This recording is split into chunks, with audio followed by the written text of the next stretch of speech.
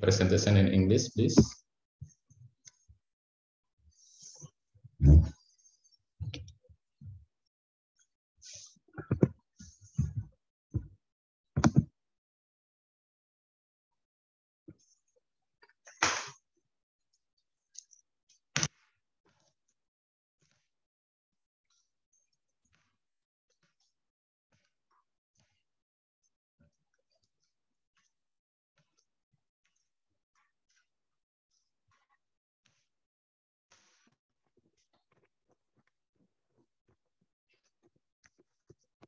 Okay, good morning everyone. Good morning, Sir Subagio. We are from Group 2. Will present a topic in public finance about externalities. So, ladies and gentlemen, today we have the opportunity to present a topic related to public finance. If you all have any question, please keep them until the end of our presentation. Please get your seat and enjoy our presentation. But first of all, due to extraordinary situation, it is Damar. So the material with Damar's presentation will be covered by three of us. To be honest, we don't prepare it, so it will be in bahasa. Okay. In this moment, we will talk about externality. Usually, the thing that comes to our minds after hearing this word is third party. Third party is also often associated with negative things. Looks like enrollments, for example. And then, however, but this time we will talk it in public finance. And yes, it is true that third parties will disturb the market equilibrium. Our group 2 consists Damar Jaladri Dipo Nusantoro with number 5, and me, Dwi Syarul Rahman, with number 6, Farhan Afrinka number 7, and Gina Rashida with number 8. First is talking about the theory of externality. Externalitas adalah suatu dampak or affected the society because individual activity. Di eksternalitas itu muncul ketika satu pelaku ekonomi yang berakibat langsung terhadap pelaku ekonomi di luar mekanisme pasar tersebut. Di sini ada contoh pabrik pajak mengakibatkan polusi sungai ketika when the steel gets to production, it will cause pollution like sludge in the river. Kemudian ada contoh bukan eksternalitas. Pabrik baja itu menggunakan listrik berlebih dan menaikkan tarif listriknya untuk pengguna listrik lainnya. Jadi perbedaannya itu adalah eksternalitas itu biasanya mempengaruhi pihak ketiga. Seperti itu. This will be a sample for negative externality of production. Di suatu daerah, itu seperti tadi misalnya pabrik baja, di pabrik tersebut produksi baja. Jadi biasanya kalau pabrik itu ada limbah dan apapun itu limbahnya, nah limbahnya itu nanti dibuang ke sungai. Sungainya itu kan terdapat banyak makhluk hidup, misalnya ikan.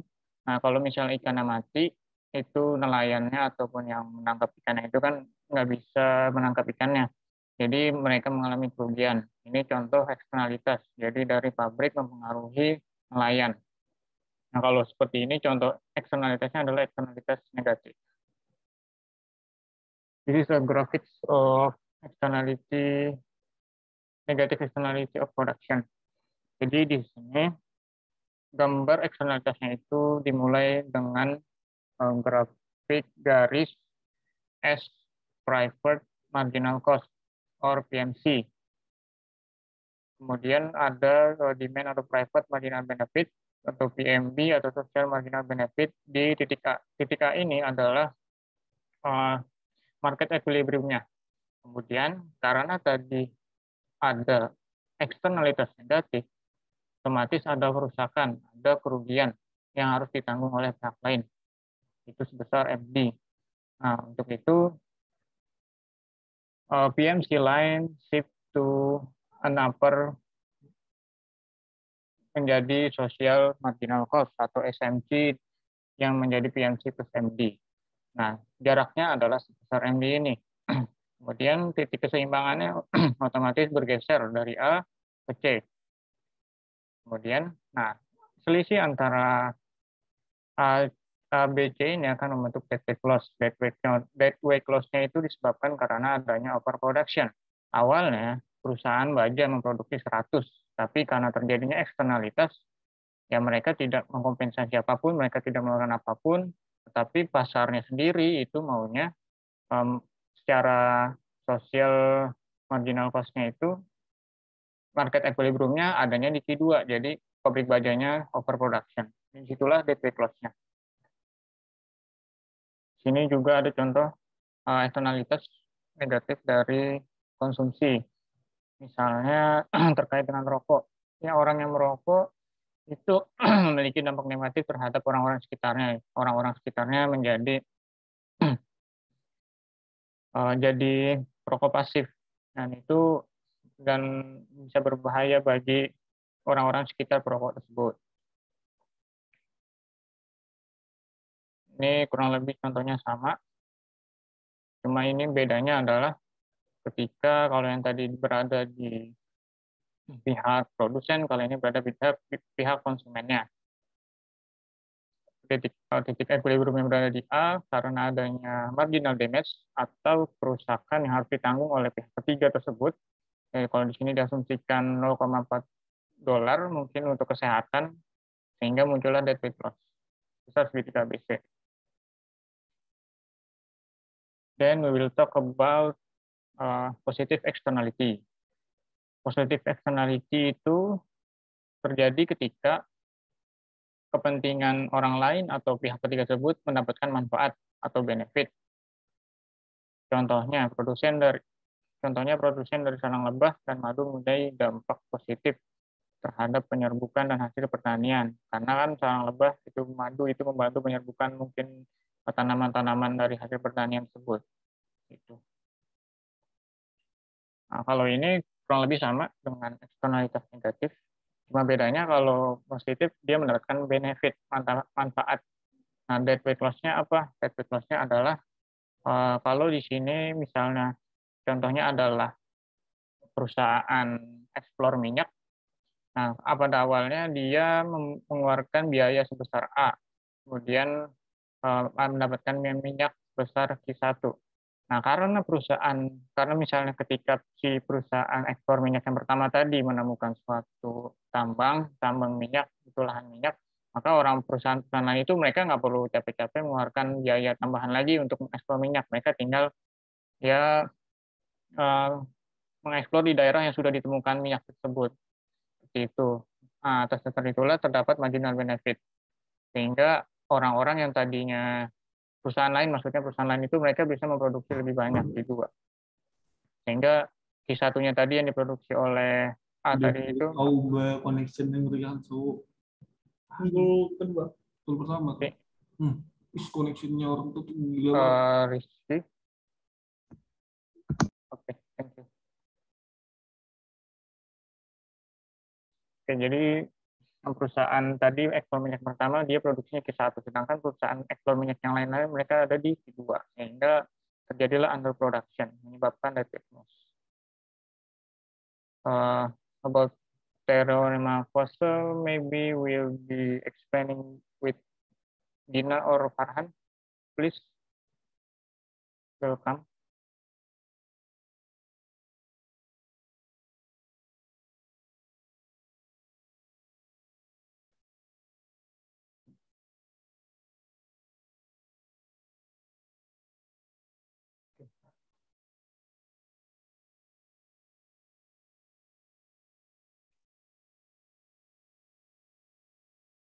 Kalau gitu ingat. Yang bagian selanjutnya itu adalah solusi bagi sektor swasta dalam menghadapi eksternalitas negatif. Itu ada yang namanya teorema Poisson atau Poisson teoriti. Kalau di sini dicontohkan itu nelayan mempunyai hak atas sungai itu dapat menuntut pabrik baja agar memberikan kompensasi.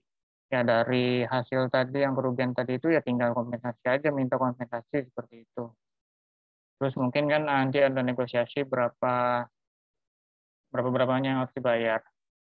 Ini adalah solusi yang pertama. Jadi untuk pihak yang dirugikan dapat meminta kompensasi. Kemudian untuk yang teorema kuasa kedua, misalnya yang nelayan dirugikan tadi dia tidak ada hak untuk menuntut misalnya. Nah kalau begini maka untuk pabrik baja tersebut dia harus mempertimbangkan untung ruginya. Gitu. Jadi dia harus ya respect to others to give a compensation to the fisherman. Kemudian ini ada masalah pada solusi kuasa tersebut. Yang pertama adalah masalah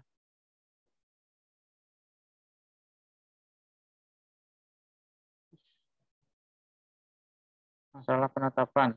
Yang pertama, siapa yang harus disalahkan? Berapa besar kerusakannya? Kemudian bagaimana cara menetapkan kapan distribusi kompensasinya? Itu masalahnya. Jadi kalau ada kerugian tadi siapa yang harus disalahkan? Apakah pabriknya atau bagaimananya? Kemudian berapa besarnya kerusakan tersebut itu juga harus dihitung. Terus ada juga masalah ketidaksepakatan, masalah free rider dan masalah biaya transaksi atau masalah negosiasi. Kemudian ini ada salah satu pandangan dari Ronald Coase, eksternalitas itu bisa menjadi internalitas yang berguna bagi kegagalan pasar. Itu. Jadi kalaupun ada eksternalitas, ya itu biarkan mekanisme pasar yang bekerja. That's all about gambar materi. So this section will be explained by me. This section is talking about solution from government.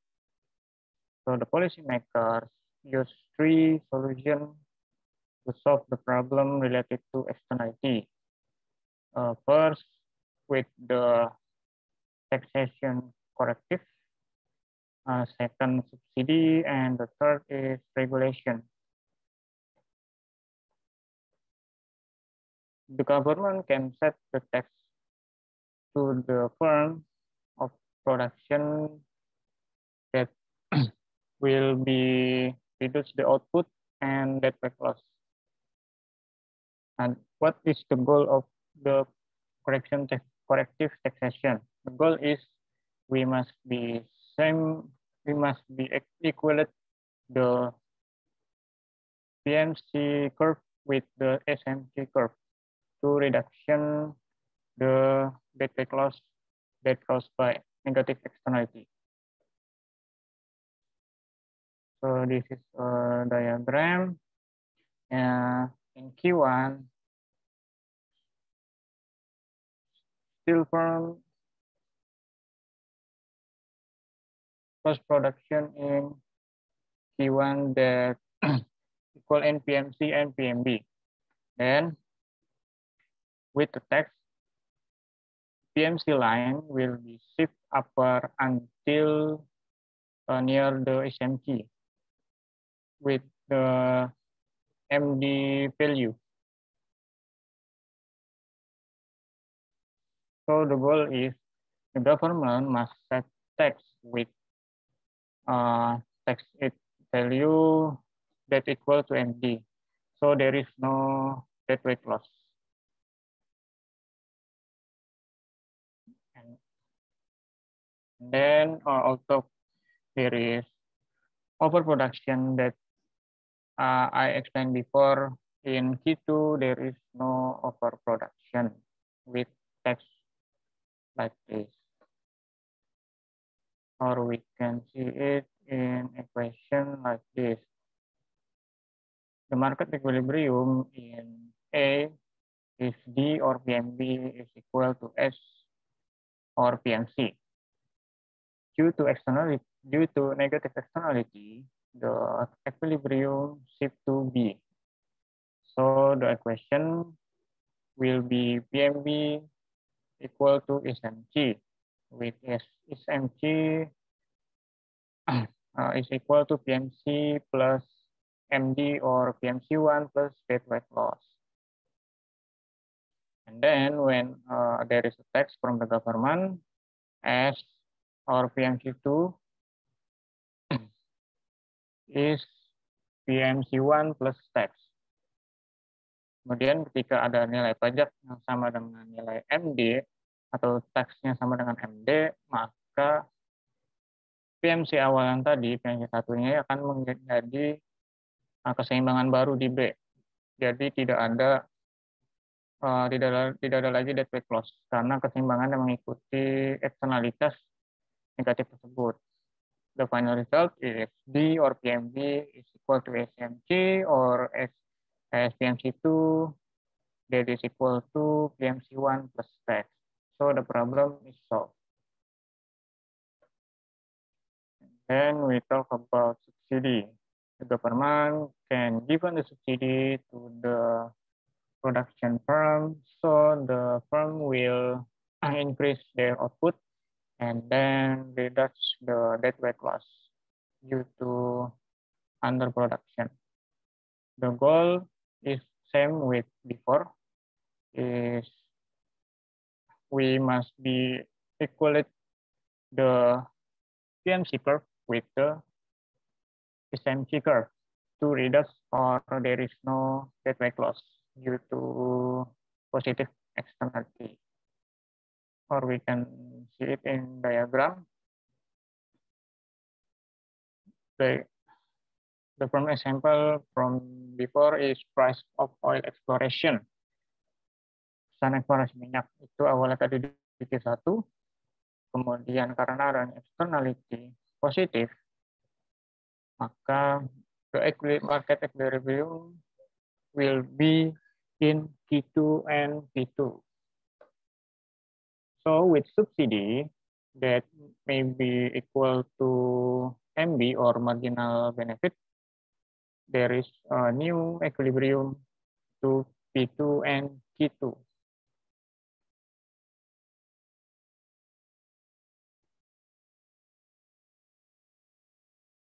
We can see it in a equation like this. The difference is, as before, we use the marginal damage or MD plus tax. Now, in this section, when there is a subsidy, the PMC1 is minus subsidy or MB. So the final result is the same like this before. D or PMB is equal to SMC or PMC2 like PMC1 minus subsidy.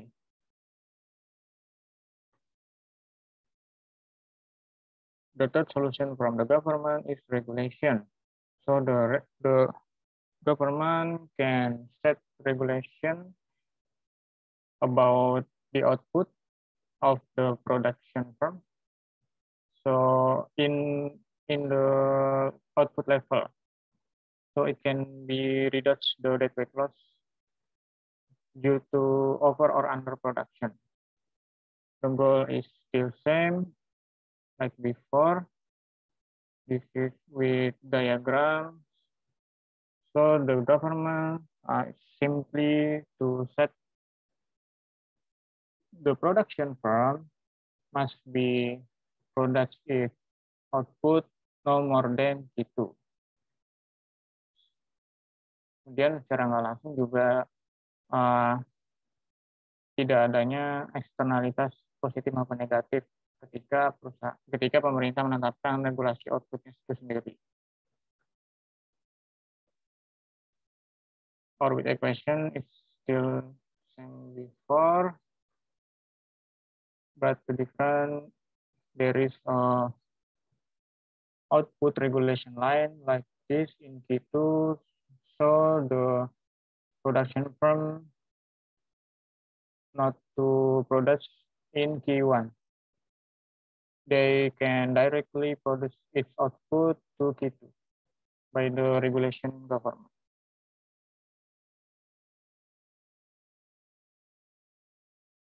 Then next section is talking about the different solution with price approach and quantity approach. This is a model, basic model. Jadi di sini itu ada garis PMC. PMC ini mewakili marginal cost dari perusahaan. Kemudian untuk horizontalnya itu ada nilai dari polusi yang direduksi, R full or pollution, P full-nya makin kiri more pollution, makin kanan more reduction. Kemudian untuk mengurangi polusi ini tentu saja harus ada harga yang dibayar.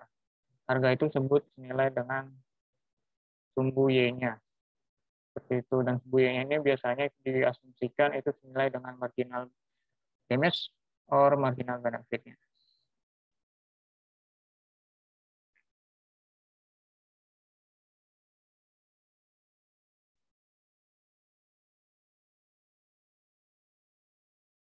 The production firm gets zero benefit from this pollution reduction. So PMB will be equal to D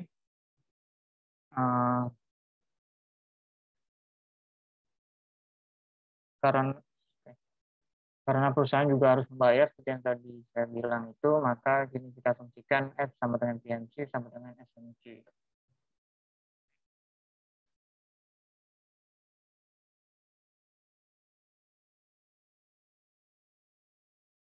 And then the benefit of reduction of pollution is zero for the firm, but for the society, it will be a benefit that MD value.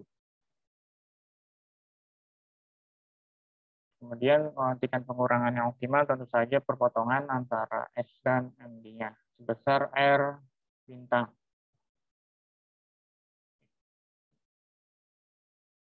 Kemudian ini sebuahnya juga mengukur berapa tingkat polusi yang harus dikurangi, berapa tingkat polusi yang boleh dikeluarkan.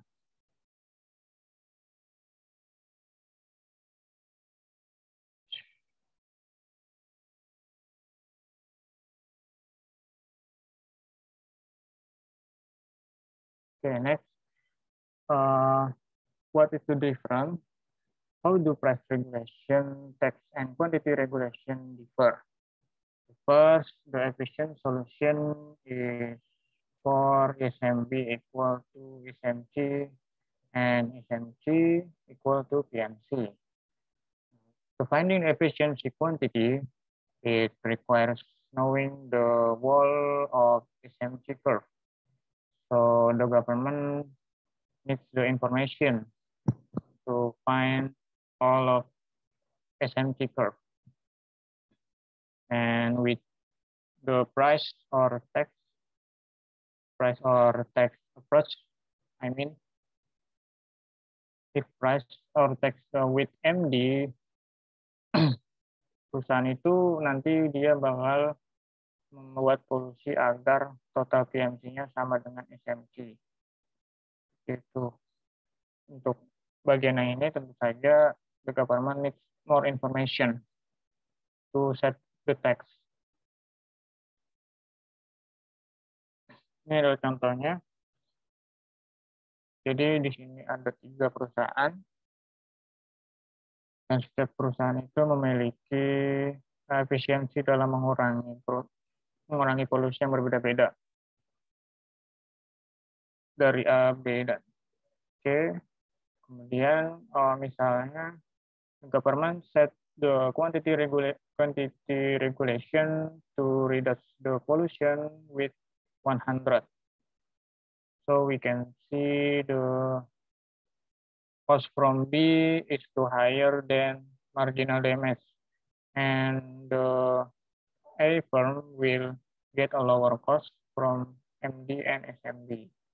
Jadi kalau kita lihat kalau misalnya pemerintah itu menetapkan 100 yang harus dikurangi, maka B ini akan membutuhkan biaya yang lebih besar daripada marginal damage-nya atau dari manfaat yang ada. Jadi mereka akan rugi. Sedangkan untuk A sendiri, dia malah lebih untung. Karena dengan mengeluarkan biaya yang lebih sedikit, dia sudah mengikuti regulasi pemerintah.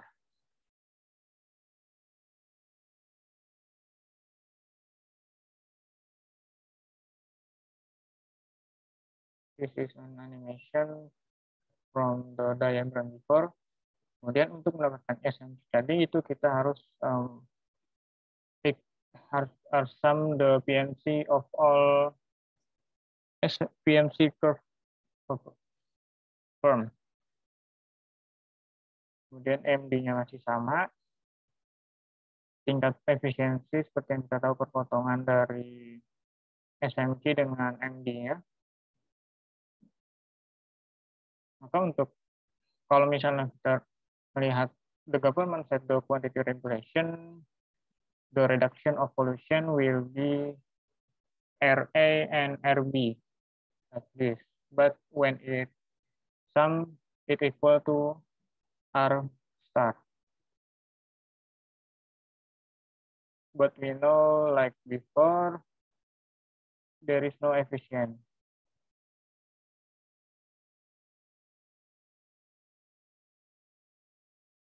How it can be efficient? Untuk bisa menjadi efisien, caranya adalah biaya marginal setiap perusahaan or every PMC of a firm is equal to the MD each other. Seperti RB dan RA ini. Ini harus sesuai dengan MD-nya.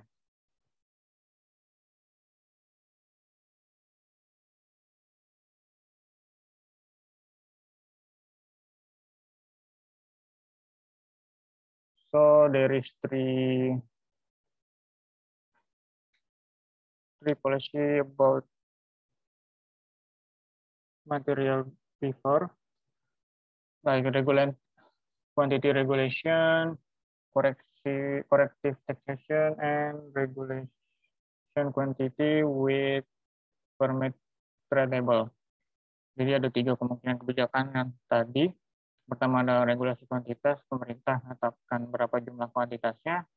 Kemudian pemerintah juga bisa menetapkan pajaknya. Kemudian ada lagi satu lagi dengan regulasi kuantitas dengan izin yang dapat diperdagangkan. Itu kalau untuk yang kuantitas yang izinnya ini jadi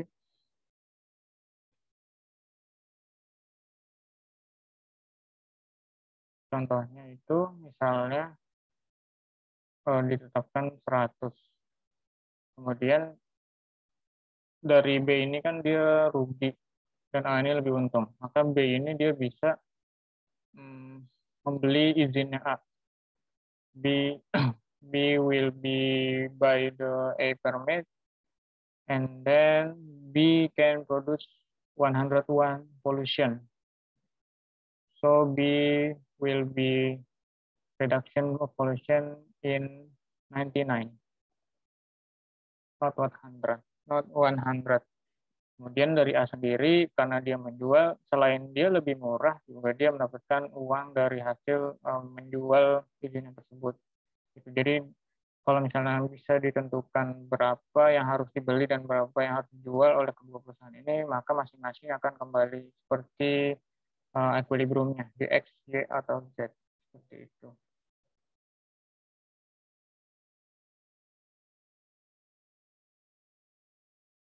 For the last of my materi, we're talking about uncertainty in reduction cost. Kalau tadi garis MD-nya itu dia datar. But this time will be slightly flat. In this case, the example is global warming. Then PMC1 is a line imagined by the government. By the actually, maybe it can be PMC2.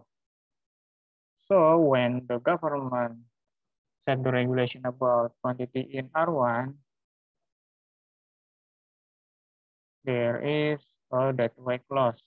Actually in PMC2, but the government imagine in PMC1. And then how about the government set the text with the MD in red line?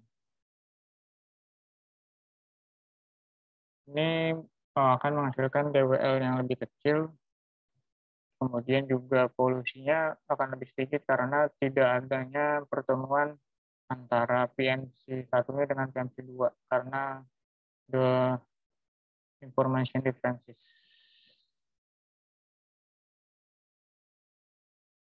Next case is in the nuclear leakage, bocoran nuklir. Jadi cukup curam grafiknya. The diagram is same as before. PMC1 is line that imagined by the government. PMC2 is actually caused by the firm.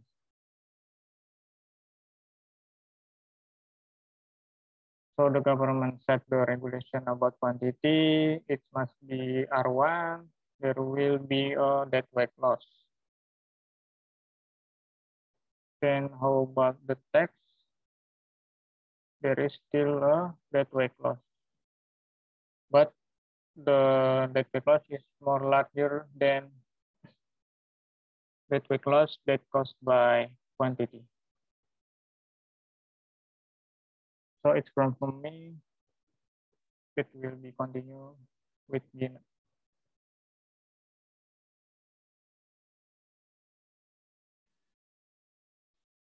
Okay, next about environmental and health externalities. There are 4 points. First is acid rain, global warming, the economics of smoking, and the economics of other addictive behavior.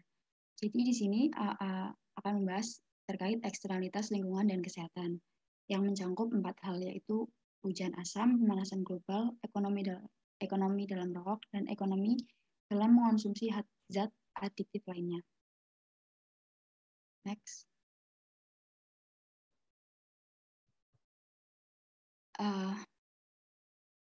Next about acid rain. Acid rain is a classic negative production externality. Acid rain is rain that is unusually acidic due to contamination by emissions of sulfur dioxide or SO2 and nitrogen oxide or NOx.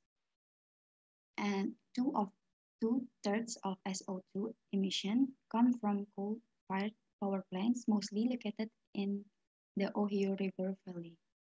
Jadi, hujan asam adalah eksternalitas negatif dalam produksi. Hujan asam merupakan hujan yang terjadi karena terkontaminasi oleh emisi sulfur, dioksida, dan nitrogen oksida. Next.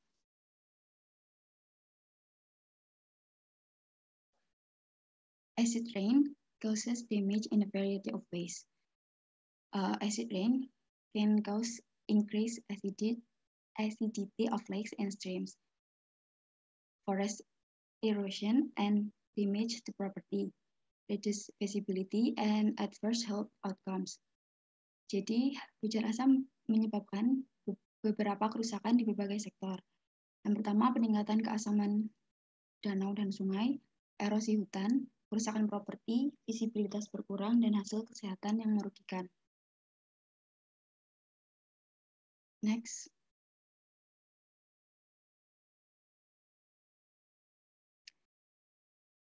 Next, history of acid rain regulation.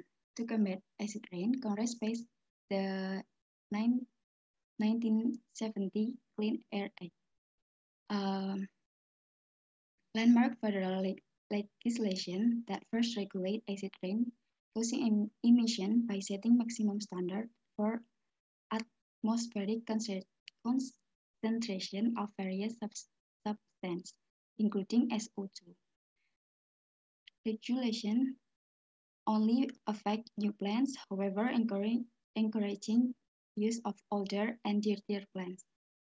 Jadi terkait secara peraturan hujan asam untuk mengurangi hujan asam diadakan kongres yang membuat peraturan Clean Air Act. Jadi undang-undang federal yang pertama mengatur hujan asam yang disebabkan oleh emisi dengan menetapkan standar maksimum untuk konsentrasi atmosfer berbagai zat termasuk SO2. Has the Clean Air Act been a success? Led a dramatic improvement in infant health, among other things, but may have caused 600 jobs and 75 billion in politic injustice. Nah, apakah program Clean Air Act sukses? Ini dibuktikan dengan membawa perbaikan dramatis dalam kesehatan bayi. Lanjut.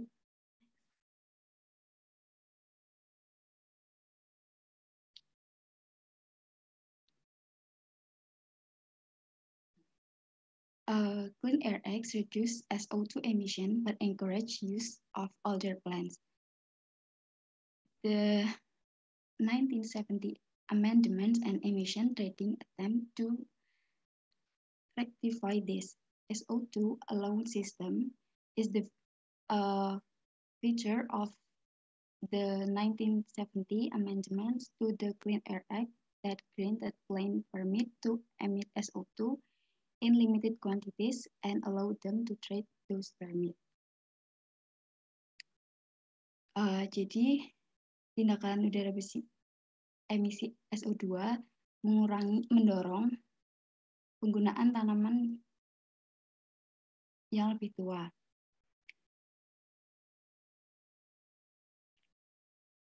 Amandemen fitur dari tahun 1990 memberikan izin untuk memancarkan SO2 dalam jumlah terbatas dan memungkinkan mereka untuk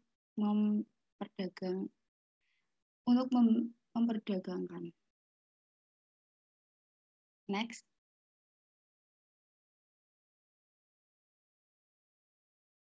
How does acid rain or SO2 affect health? The typical approach taken in this literature is to relate adult mortality in a geographical area to the level of particulates, such as SO2 in the air. The result is areas with more particulates may differ from areas with fewer particulates in many other ways, not just in the amount of particulates in the air. Jadi, bagaimana hujan asam atau SO2 mempengaruhi kesehatan? Pendekatan yang diambil dalam literatur ini yaitu melihat keterkaitan antara kematian orang dewasa di wilayah geografis dengan tingkat partikulat seperti SO2 di udara. Hasilnya membuktikan bahwa area dengan partikulat lebih banyak mungkin berbeda dari daerah dengan partikulat lebih sedikit dalam berbagai cara.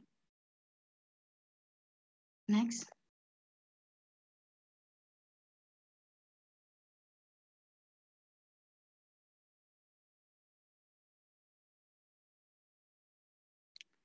Next about global warming.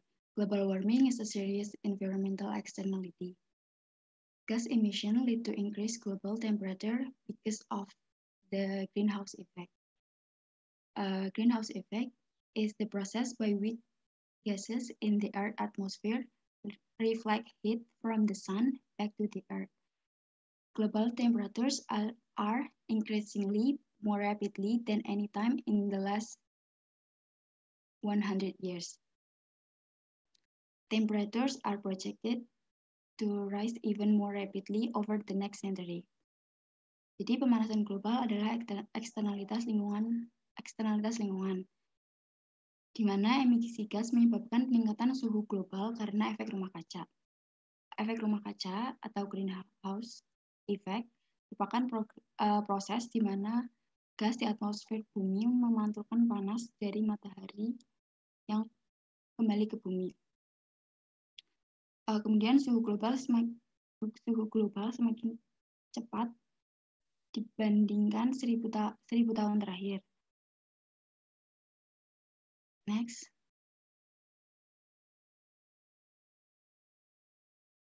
The Kyoto Treaty. And in 1997, Kyoto hosted international negotiation to govern carbon emission.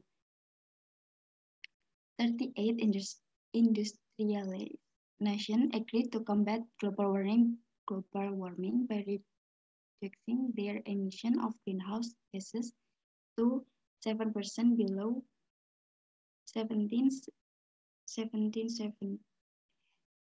1990s levels by the 2012. Written into a treaty that has since been ratified by 35 of the 38 signatory countries and went into effect in early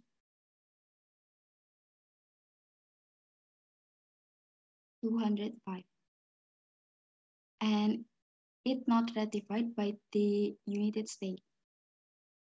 Jadi pada tahun 1997 ada perjanjian Kyoto, di mana Kyoto menjadi tempat negosiasi internasional untuk mengatur emisi karbon.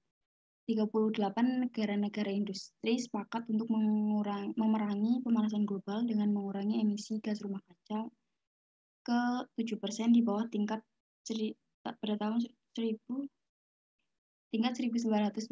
pada 2012. Ditulis ke dalam sebuah perjanjian yang ditandatangani oleh 35 dari 38 negara dan mulai berlaku pada tahun 2005. Namun Amerika Serikat tidak menandatanganinya. Next.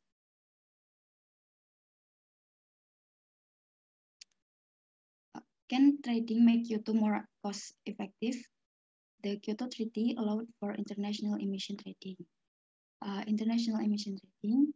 Under the Kyoto Treaty, the industrialist signatories are allowed to trade emission right among themselves, as long as the total emission goals are met. Allows efficient countries to reduce their emission on behalf of less efficient ones. Jadi perjanjian Kyoto memperbolehkan untuk perdagangan emisi internasional. Di bawah perjanjian Kyoto, perdagangan industri diperbolehkan untuk berdagang emisi di antara mereka sendiri, asalkan total tujuan emisi terpenuhi. Dan memungkinkan negara-negara yang efisien untuk mengurangi emisi mereka atas negara yang kurang efisien. Next.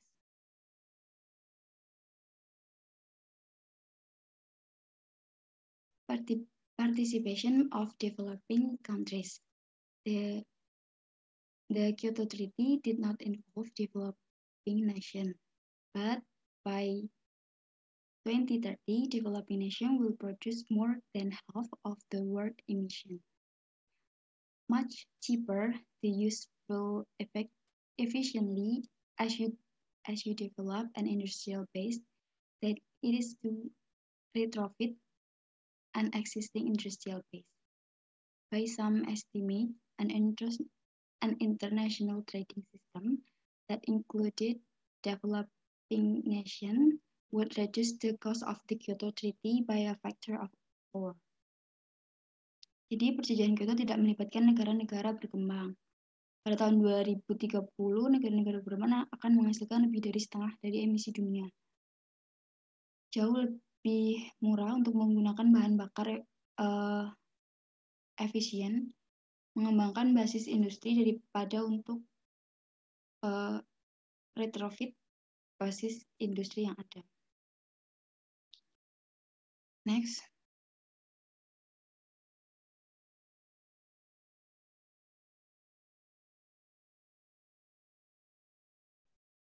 Developing nations want no part of this argument. The problem that we face today is the result of environmentally incentive growth by the set of developed nations. Why should they be forced to be environmentally conscious and clean up the mess that the United States and other nations have left behind. Jadi negara-negara berkembang ingin menjadi bagian dari argumen ini. Masalah yang dihadapi dunia saat ini adalah hasil dari ketidaksensitifan pertumbuhan lingkungan oleh himpunan negara-negara maju. Next.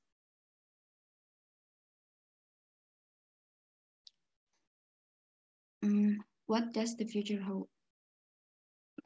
Development since the Kyoto Treaty of 1997 do not bode well for short-term agreements. United States rejection of the Kyoto Treaty and difficult to persuading developing nation to agree to reduction. Recent evidence suggests that the nation of the world can come together to combat a global environmental threat, but only when that threat is urgent. Jadi perkembangan sejak perjanjian Kyoto pada tahun 1997 tidak memastikan pertanda baik bagi perjanjian jangka pendek. Karena Amerika Serikat menolak perjanjian Kyoto dan mereka kesulitan membujuk negara-negara berkembang untuk menyetujui pengurangan tersebut. Bukti baru menunjukkan bahwa bangsa di dunia dapat datang bersama-sama memerangi ancaman lingkungan global, tetapi hanya ketika ancaman tersebut mendesak. Next.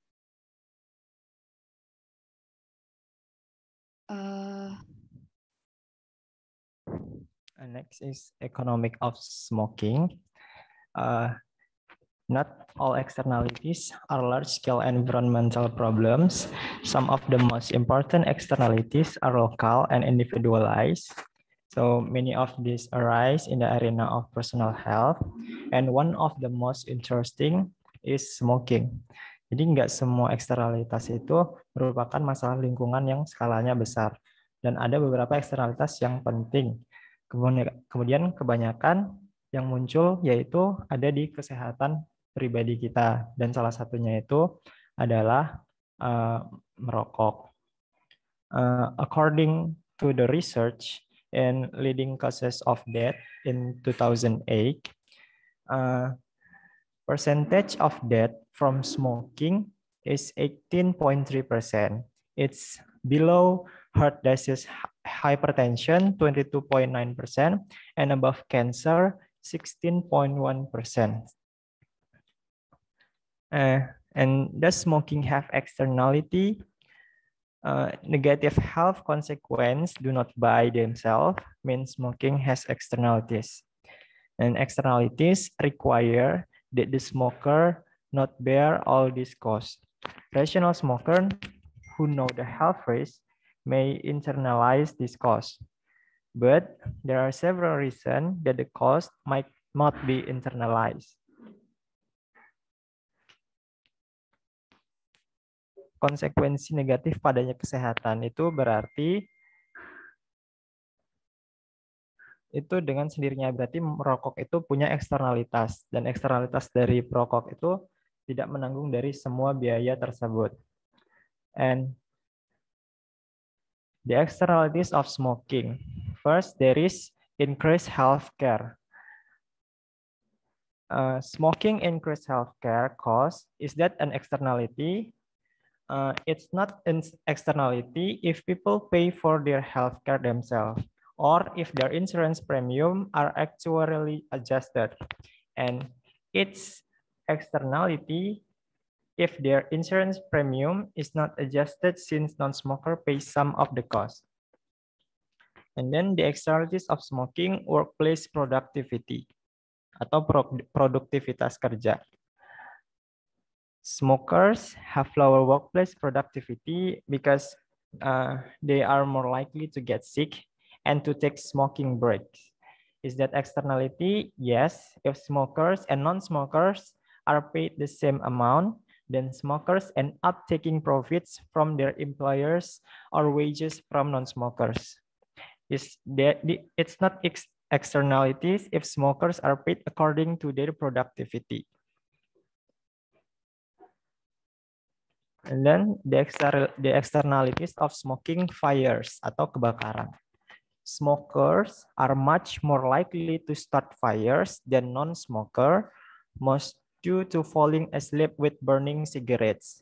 Is that externality? Yes, if smokers burn other people's things, and its externality too if smokers burn their own thing, and fire insurance or fire department costs aren't actually adjusted. It's not externality if smokers burn only their own things and the costs are actually adjusted. Next.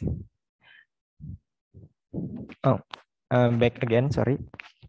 The externalities of smoking, the death benefit.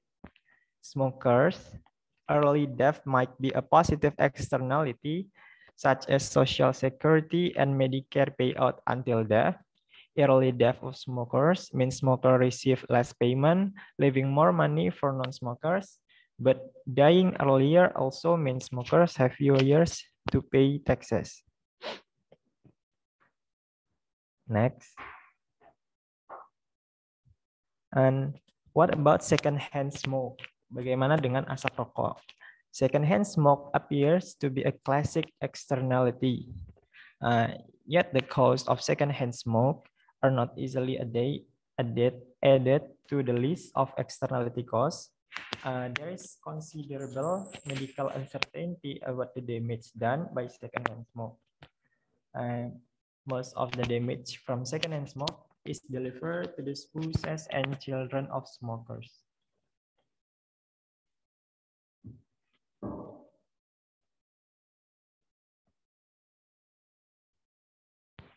Should we care only about externalities or do internalities matter also?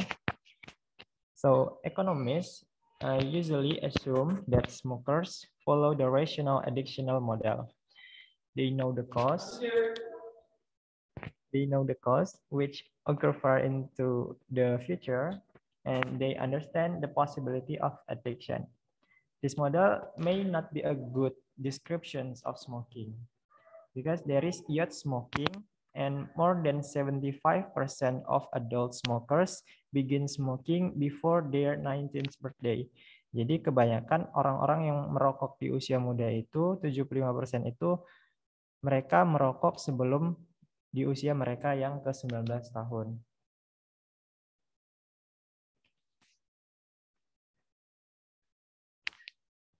Adults are unable to quit smoking even if they have a desire to do so. So many adults who smoke would like to quit but are unable to do so.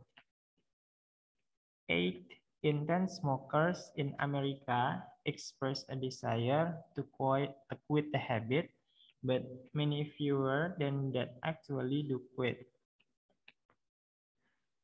According to one study, over 18% of smokers try to quit in a typical year, and the average smoker tries to quit every 8.5 months.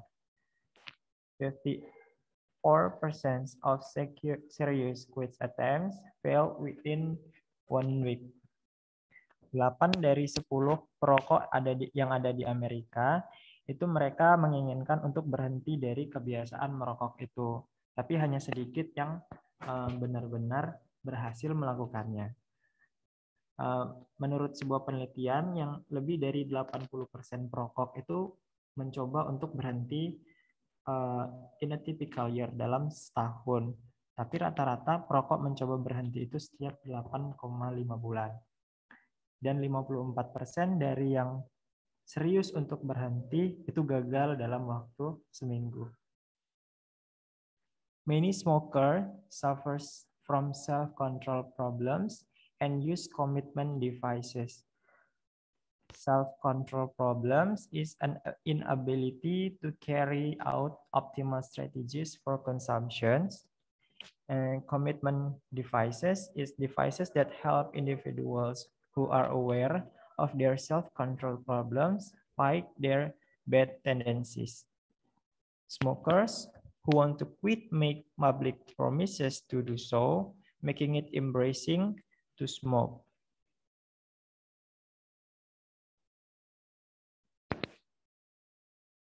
Implications for government policy.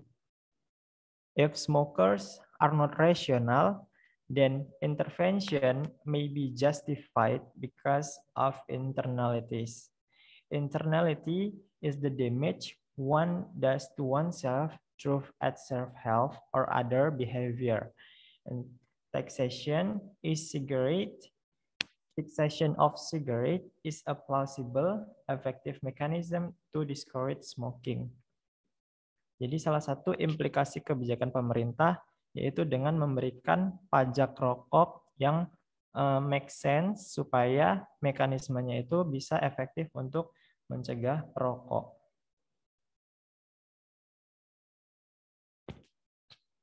And then the economics of other addictive behaviors. Di sini kita akan membahas addictive behaviors yang drinking atau minum minuman keras. The economics of drinking are different than smoking. There is very large externalities, yaitu damage due to drunk driving atau kerugian karena mengemudi dalam keadaan mabuk itu merupakan eksternalitas yang besar. And it's more small internalities that drinking is small quantities, while it may impair one's driving, may actually be good for long-run health.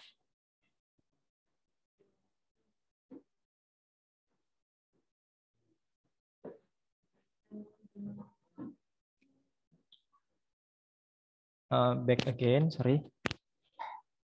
The evidence effect of drinking in minimum age. Drinking is regulated as well as taxed. People younger than 21, it cannot drinking. How the RDD compares health outcomes of people just above and just below. These people are likely to be quite similar, so the RDD estimate the causal effect of being able to drink. Next. And then there is illicit drugs atau obat-obatan yang terlarang. Most of the externalities associated with illicit drugs arise because of their illegality. Legal consumptions of some illicit drug is likely to have much lower externalities than consumptions of alcohol. Milton Friedman in 1972 said that the harm to us from the addiction of others arises almost wholly from the fact that drugs are illegal. Addicts commit 1/4 to 1/2 of all street crime in the US. Legalized drug and street crime would drop dramatically. Milton Friedman di tahun 1972 mengatakan bahwa ketika orang itu kecanduan akan obat-obatan terlarang seperti narkoba, mereka 1/4 sampai setengah dari yang pengguna itu biasanya melakukan kejahatan di jalanan Amerika Serikat karena legalisasi narkoba dan karena legalisasi narkoba tersebut, sehingga kejahatan di jalanan itu ketika adanya legalisasi narkoba akan naik.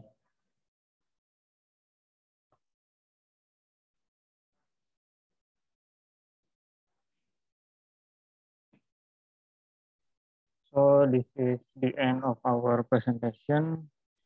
If you all have a question, please turn on your microphone and you can say your question directly. Okay, thanks a lot ya. We and group of 2, please, is there a question?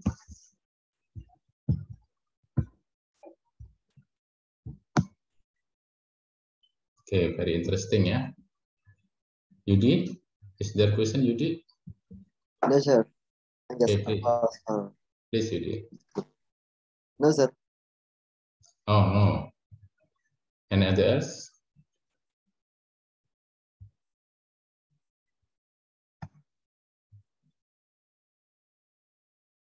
Silakan, Destika. Wis, Aziani, siapa yang nanya? Destika, Pak. Silakan, please. Destika. Yes. Ya, Destika. Thank you for the presentation for Q2. I want to ask about just like America, which published the train regulation. How about Indonesia? Does Indonesia have its own regulation in which government interferes in environmental and health issues? What do you think is being regulated and what policy have the government taken? Jadi pertanyaan saya seperti Amerika yang tadi sudah dijelaskan bahwa Amerika menerbitkan peraturan hujan asam. Bagaimana dengan Indonesia? Apakah Indonesia itu memiliki regulasi tersendiri dalam pemerintahnya mengintervensi masalah lingkungan dan kesehatan? Kira-kira apa yang diatur dan kebijakan apa yang diambil? Thank you. Okay, thanks a lot for interesting question. Please, Dwi and friends to answer the question.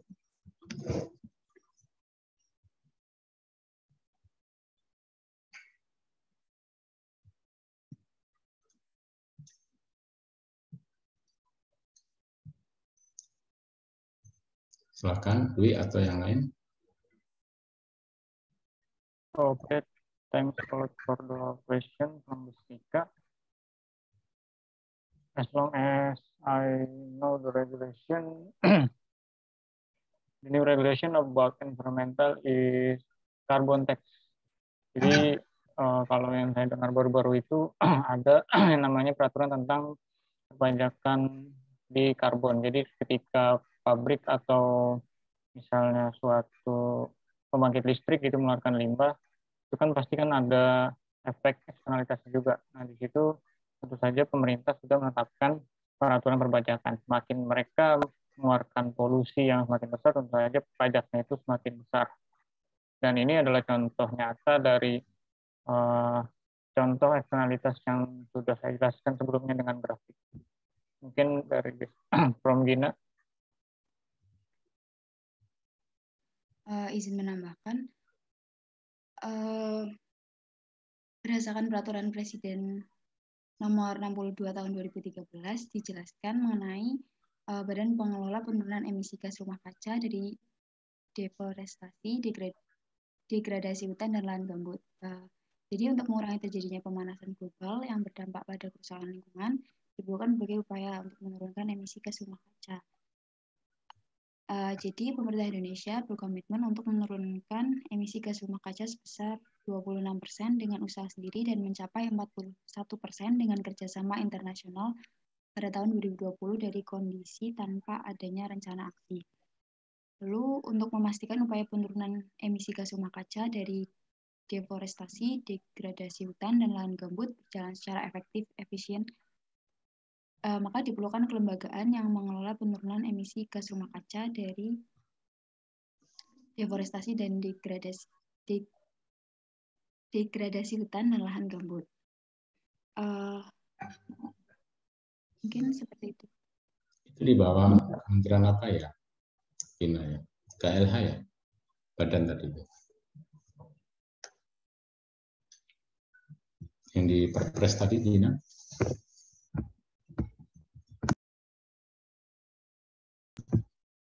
Halo Gina, bisa dengar suara saya? Can you hear me? Yes, sir. Nah, tadi ada badan apa namanya? Tadi di Perpres? Badan Pengelola Penurunan Emisi Gas Rumah Kaca. Oh, itu di bawah Kementerian apa ya? KLH ya kalau nggak salah ya? Lingkungan Hidup ya? Iya. Oke, jadi di Indonesia ada ya pengaturan seperti itu ya. Waktu Tokyo Treaty itu Indonesia ikut nggak ya? Menandatangani ya di Jepang itu. Tahun berapa itu? Syahrul Rahman tadi itu.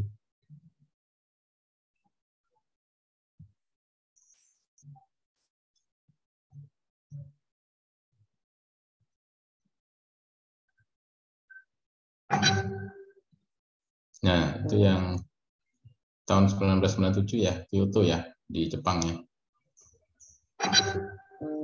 Indonesia ikut nggak di Jepang waktu ada Kyoto Treaty itu? Indonesia termasuk negara yang menghasilkan ini nggak? Pemanasan global apa tidak? Termasuk, Pak. Termasuk kan?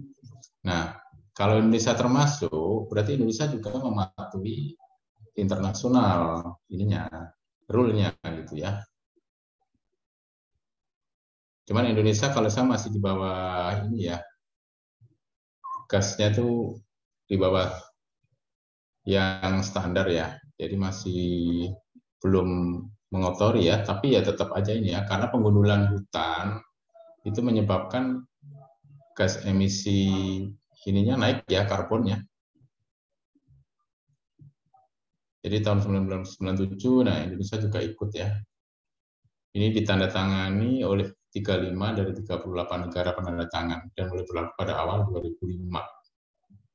Ini kenapa Amerika Serikat tidak menandatangani? Karena dia penghasil karbon yang terbesar ya waktu itu kalau nggak salah ya. Jadi dia nggak ikut menandatangani. Kalau ikut menandatangani dia harus mematuhi ya aturan itu.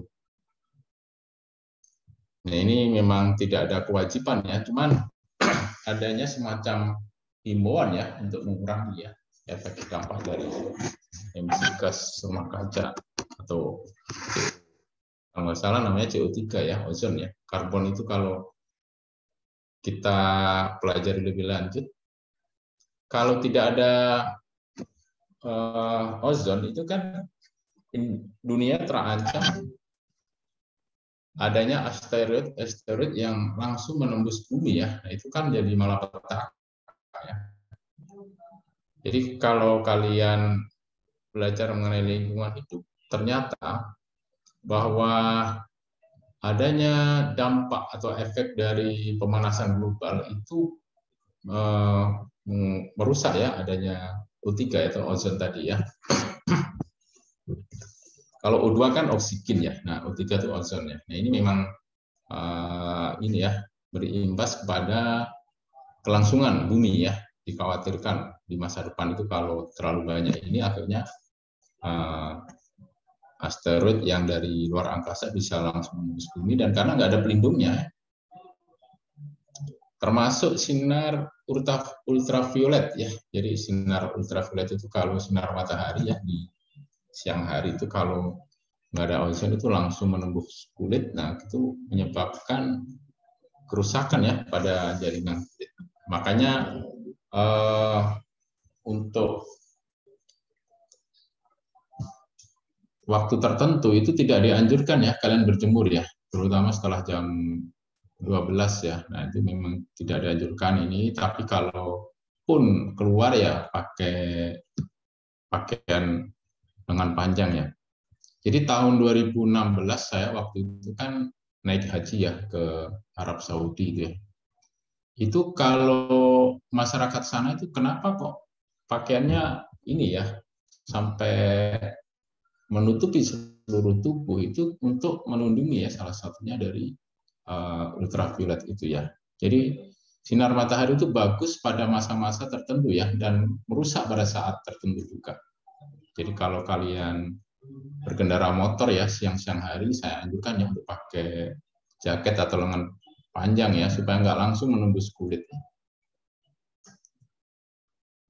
Tapi berguna juga pagi hari ya. Pagi hari itu kalau sebelum jam 10 ya itu kalau di ini kan dianjurkan berjemur ya untuk meningkatkan imun ya. Tapi kalau udah di atas jam 12 siang itu jadi merusak ya sampai menjelang asar gitu ya. Jadi kalau kalian ingin tetap kulit kalian bagus ya dihindari ya di saat-saat tertentu itu ya yang di atas jam 12 siang itu ya. Ini menurut penelitian ya yang saya baca ya. Jadi ini memang masalah pemanasan global ya. Ini adalah merupakan concern dari seluruh negara ya. Nggak mungkin satu negara itu mengatasi ini.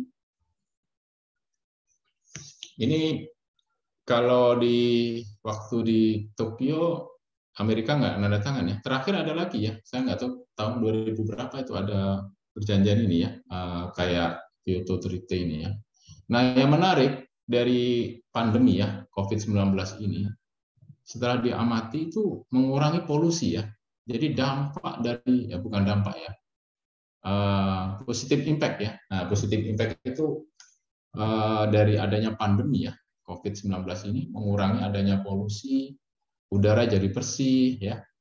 Kemudian kan aktivitas-aktivitas pabrik itu kan juga dibatasi ya, termasuk transportasi ya, sehingga polusinya menurun ya. Maka nah kita melihat dari sisi positif ya, hikmah dari adanya pandemi ini ya, COVID-19. Baik, dari tadi Bestika ya yang nanya ya. Di Indonesia juga diatur itu ya, ada perpresnya ya, Bestika ya. Yes, sir. Jadi itu kalau nggak salah perpres itu lahir karena adanya pembakaran lahan gambut ya. Waktu itu di Kalimantan ya, di Sumatera. Itu kan diprotes oleh negara tetangga ya, yang protes negara Malaysia dan Singapura. Nggak ikut ininya, ikut kena imbas dari asap itu tadi ya.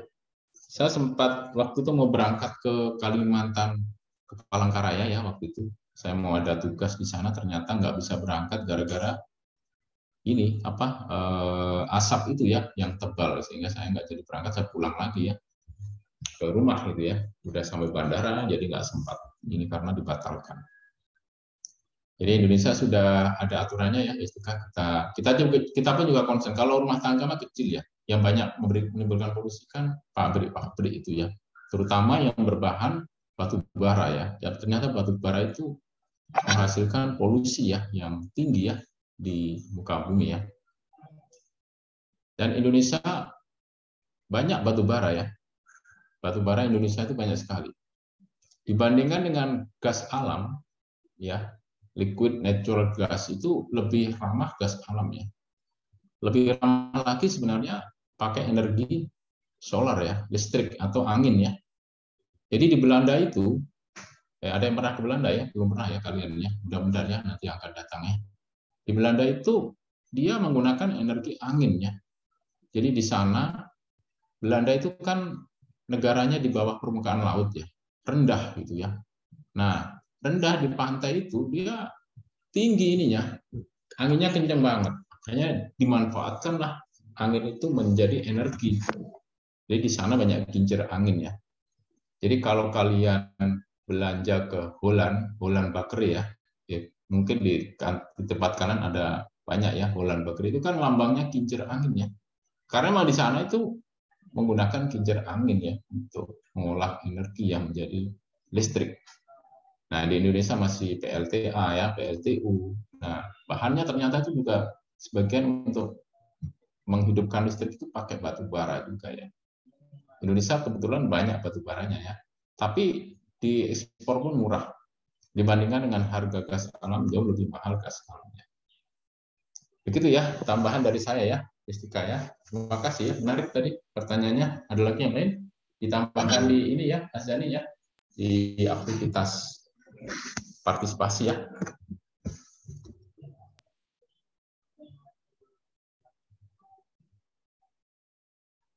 Ini Damar belum join ya. Masih nganter Pak Dinya ya. Pak Dinya sakit jantung ya. Ya kita berdoa semoga cepat sembuh ya. Ada lagi yang lain? Is there else? Izin Pak, saya ingin bertanya Pak. Rizky, silakan Rizky. Mahangga. Izin teman-teman kelompok 3, tadi aku mau ambil yang bahas tentang eksternalitas merokok. Tadi disebutkan di slide ke-50, disebutkan bahwa pajak rokok itu adalah suatu hal yang masuk akal dan juga mekanisme yang efektif dalam upaya pencegahan merokok. Nah, menurut teman-teman sekalian, apakah dengan adanya pajak atau cukai yang dikenakan di rokok, apakah benar-benar mampu mengkompensasi semua eksternalitas yang muncul dari perilaku merokok ini? Terima kasih. Oke, ini bagus nih pertanyaannya ya. Silahkan ditanggapi ya, kelompok 2 ya. Oke, izin jawab dari saya. Apakah dari cukai rokok itu mengkompensasi eksternalitas? Jawabannya kalau secara teori yang tadi sudah saya jelaskan itu ya. Jadi kan tujuannya itu seperti tadi kan dikompensasinya itu ini dari intervensi pemerintah. Kalau tadi kan misalnya pajak, tapi kalau ini melalui cukai rokok.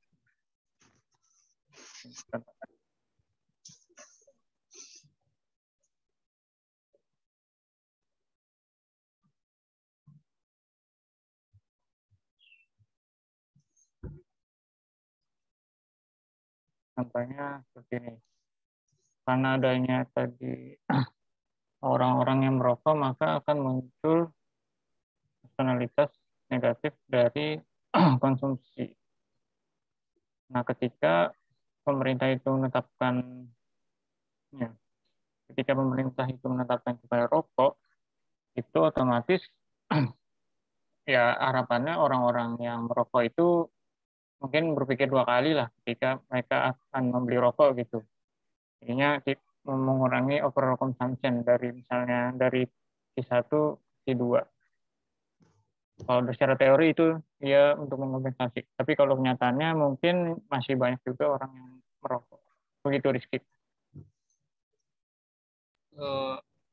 Izin menanggapi ya, mungkin aku tuh nanyanya gini, apakah benar-benar bisa mengkompensasi semua yang muncul gitu, kayak misalnya dampak-dampaknya, misalnya dampak kesehatan yang harus ditanggung BPJS dengan adanya orang yang merokok dan orang yang berpenyakit karena disebabkan oleh orang yang merokok, walaupun dia tidak merokok, itu apakah benar-benar bisa dikompensasi dengan adanya kebijakan cukai tadi itu gitu. Kan ada cukai kan yang dikenakan itu bisa nggak kira-kira mengkompensasi semua gitu? Makasih. Jawabannya adalah bisa, karena tapi syaratnya adalah kita harus tahu berapa jumlah kerusakannya itu atau marginal damage-nya. Itu bisa dikompensasi semuanya, bisa juga sebagian. Jadi tantangannya adalah harus ada informasi yang lebih detail terkait dengan marginal damage tadi. Misalnya tadi kan ada terkait kesehatan itu berapa, jumlahnya semua ditotalin itu berapa, nah kemudian itu dikompensasi melalui cukai rokok. Kalau misalnya cukai rokoknya ternyata tidak bisa, misalnya ada di tengah-tengah sini, berarti memang belum sesuai untuk mengkompensasi semuanya. Jadi tantangan untuk penetapan pajak itu di bagian ini. Jadi sulit untuk mengetahui seberapa spesifik informasi terkait dengan marginal damage atau marginal benefit terkait eksternalitas. Gitu, Rizky. Oke, makasih. Jadi ini kan saya tambahkan sedikit ya. Ini kan kalau merokok itu kan eksternalitas konsumsi negatif ya. Nah, seperti yang digambarkan gambar itu ya.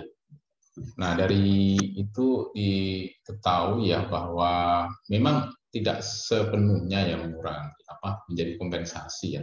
Tapi paling tidak mengurangilah dampak dari eksternalitas konsumsi negatif tersebut ya, dengan adanya pengenaan cukai, kemudian ada PPN. Jadi rokok itu ya, kalau kalian perhatikan ya, mulai dari terbitnya itu produksi sudah kena PPN ya.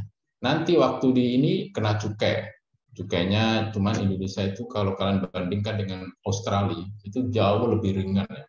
Cukai rokok di Australia itu 100% ya harganya. Jadi harganya yang tadinya misalkan per batang 1.000, di sana jadi 2.000 ya. Di sana namanya cerutu ya. Makanya kalau teman-teman Indonesia yang ke Australia yang suka merokok, dia lebih suka bawa rokok dari Indonesia karena beli di sana mahal banget ya. Ininya harga cerutunya di Australia. Nah, ini kalau secara keseluruhan tidak menjamin bisa mengurangi jenis tadi ya. Jadi eksternalitas negatif itu yang ditimbulkan oleh konsumsi ini bukan berdampak kepada yang bersangkutan saja. Jadi kalau kita perhatikan di masyarakat ya, ternyata yang perokok pasif itu lebih berbahaya ya dibandingkan dengan perokok aktif ya. Jadi di tetangga saya itu ada ibu-ibu ya, istrinya itu sakit gara-gara rokok. Suaminya yang perokok malah nggak sakit ya. Jadi ini patut perhatian juga ya, termasuk ibu mertua ya. Jadi itu sakit paru-paru gara-gara ayah mertua itu perokok ya, perokok aktif. Sementara ibu ya nggak merokok kena imbas ya, sakit paru-paru dan sakit jantung juga. Jadi memang maka saya anjurkan ya nanti bagi yang akhwat ya, adik-adik mahasiswa ini nanti kalau cari suami tanya ya perokok atau tidak gitu ya. Kalau perokok ditolak saja ya. Ini ya. Misalkan begitu, ini saya cuma ngasih ini, ada yang mahasiswa ya jangan merokok lah ya kalian ya, nah, biar bisa diterima oleh mahasiswi begitu ya. Artinya begini, jangan sampai kalian membuat eksternalitas negatif itu semakin parah. Ini perlu kajian ya, jadi kalau nanti kalian bikin skripsi ya terkait dengan pajak atau cukai, yang cukai rokok ini menurut saya Indonesia itu masih terlalu rendah ya. Ini memang dilema ya. Di satu sisi kita berhadapan dengan pengusaha ya. Pengusaha rokok itu terlalu istilahnya itu mendapatkan angin segar dari pemerintah ya dengan adanya cukai yang rendah itu. Dan itu tidak mengurangi jumlah perokok ya, cukai di Indonesia itu. Jadi karena harga rokok masih terjangkau oleh masyarakat menengah ke bawah sekalipun ya. Jadi saya punya tetangga itu sehari-hari merokok ya. Saya dulu mempekerjakan orang ya untuk merenovasi rumah itu. Saya amati ya, karena ada beberapa pekerja yang perokok sama tidak perokok itu ternyata lebih rajin yang tidak perokok ya. Saya lihat yang merokok itu, waduh, kerjanya hanya merokok aja gitu ya. Sana sini kurang begitu apa ya istilahnya gesit gitu ya. Jadi ini pembelajaran aja. Oh, ini berarti nggak pas nih saya mempekerjakan orang yang perokok seperti ini ya. Tapi ya udahlah, itu udah terlanjur ya. Jadi itu untuk kalian lah ya. Waktu saya masuk KPK ya, saya kan di ronsen ya. Di ronsen apakah ada flek hitam atau tidak ya? Kalau perokok itu kelihatan itu di ronsen paru-paru ya, akan kelihatan ada flek hitam ya, kemungkinan ya nggak akan keterima ya. Termasuk mau berangkat ke Australia. Waktu itu sudah lulus ADS ya, Australian Development Scholarship. Saya waktu itu di Bali ya, di Denpasar, di rumah sakit dibiayai oleh ADS ya untuk tes kesehatan sebelum berangkat. Ada salah satu teman yang kena paru-paru ya, sehingga di postpone ya atau delay ya, jadi ditunda keberangkatannya, dikasih waktu kalau nggak salah 1 semester ya, dia harus merecovery. Kalau nggak bisa recovery ya beasiswanya akan diterminate ya, akan dihentikan atau nggak jadi berangkat. Nah ini sangat patut disayangkan ya. Jadi teman saya itu merasa berat ya waktu ketemu di Sydney. Loh, kak kamu berangkat? Oh iya. Ini alhamdulillah Mas Bagus, saya udah berhenti merokok, ini sudah nggak ini, dan saya dites lagi, udah nggak ada lagi flek hitam, jadi saya diizinkan berangkat. Cuman beratnya ini ya, karena udah kecanduan ya, kalau udah kecanduan itu susah mengurangi rokok itu ya, menghentikan. Gimana kok kamu bisa berhenti merokok? Dia ya bertahap, nggak bisa sekaligus, cuman saya berupaya untuk tidak merokok lagi. Nah sampai di Australia pun juga alhamdulillah ya dia sudah nggak merokok ya. Tapi orang-orang Australia itu gini ya, waktu saya di Canberra itu ada yang nitip teman ya, ke temannya, saya nggak mau dititipin rokok ya, nitip rokok dibelikan di Indonesia ya, nanti di sana dijual di Australia itu katanya harganya bisa 2 kali lipat ya, lebih mahal ya, dan itu lebih disukai daripada cerutunya produk Australia ya. Ini memang masing-masing ini lah, tapi nggak usah inilah ya, nanti kalau saya kasih tahu kalian harganya di sana, nanti kalian bisnis rokok ya, nanti janganlah. Saya bukannya ini ya mengharamkan ya, tapi lebih baik ya menghindari ya, kan namanya makruh ya, makruh itu kan lebih baik kalian menghindari lah daripada ini. Walaupun ada beberapa kiai yang membolehkan ya, tapi saya sendiri ya nggak ada manfaatnya itu ya rokok itu ya. Bagus tadi ya pertanyaan begitu ya, tambahan dari saya Rizky ya, mudah-mudahan bisa menambahkannya. Baik, terima kasih Pak. Ada lagi yang lain, silahkan. Ini sudah 31, halo, apakah sudah masuk? Damar? Oh, izin Pak, sudah masuk Pak. Alhamdulillah. Ini ya, nanti mohon diupdate dari teman-teman ya, Damar. Ya, siap Pak, masih mohon maaf Pak, baru sempat bergabung. Iya, tadi diantar kemana? Pak D-nya ke rumah sakit mana? Ya, di ini jadi rumah sakit. Baru di rumah sakit daerah dekat-dekat rumah Pak, di Temon. Bukan Sarjito ya? yang di Jogja ya. Jauh banget Pak kalau sampai sana. Oh jauh, oke, baru di rumah sakit ini ya. Ya, semoga Pak Dis lega sembuh ya, sehat ya, Damar ya. Ya, terima kasih Pak. Ya, makasih kembali. Baik, ada lagi? Is there question? Damar juga bisa bertanya ya, walaupun baru masuk ya. Silakan kalau ada yang mau bertanya.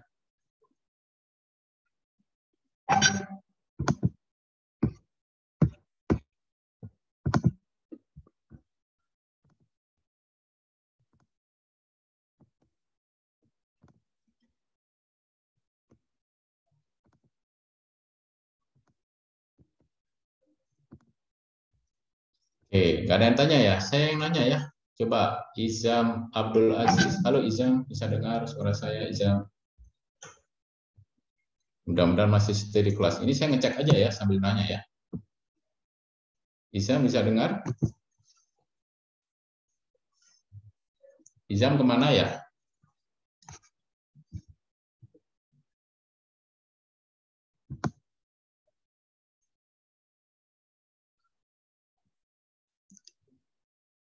Coba Kristanti, Simatupang. Halo Kristanti, masih stay di kelas?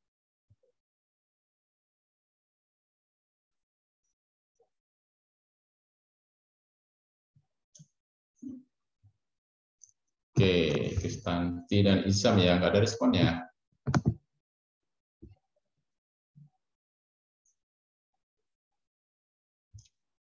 Bentar, saya catat dulu ya.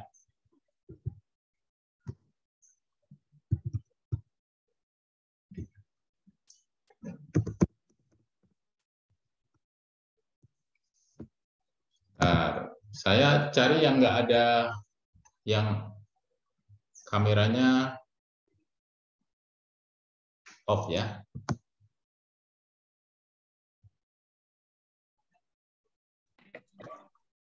Oh, halo Sir. Izam, oke, kamu di mana nih? Di rumah Sir, dari WC. Oh, dari kamar mandi. Oke, kamu kasih tahu dong lagi di kamar mandi gitu ya, di chat atau ke saya ya. Baik, Izam. Oh iya, I'm sorry Sir. Ini, kalau kalian bisa menjawab pertanyaan ini, maka saya tidak kurangi ya ininya. Apa di partisipasi. Saya mau nanya ini terkait yang disampaikan oleh kelompok 2. Ada salah satu teorem ya, namanya kuasa teorem. Apa yang dimaksud dengan kuasa teorem? Itu bisa.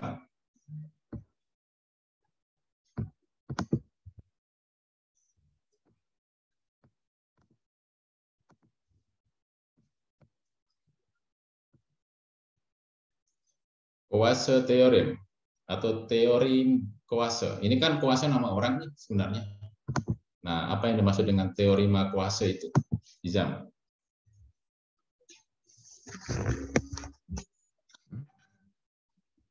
Halo Izam, bisa dengar suara saya?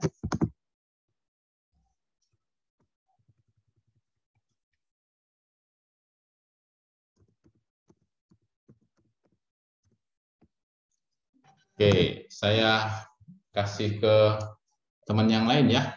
Siapa yang bisa menjawab? Nanti ini jadi tambahan aktivitas kalau tepat ya. Siapa ini? Rizka mencoba menjawab, Pak. Rizka, silahkan Rizka. Di bagian teori kuasa bagian 1 itu, ketika ada hak kepemilikan yang jelas dan jual beli yang tidak merugikan, maka negosiasi antara kelompok menciptakan eksternalitas dan kelompok yang terpengaruh oleh eksternalitas itu bisa membawa kuantitas pasar yang optimal.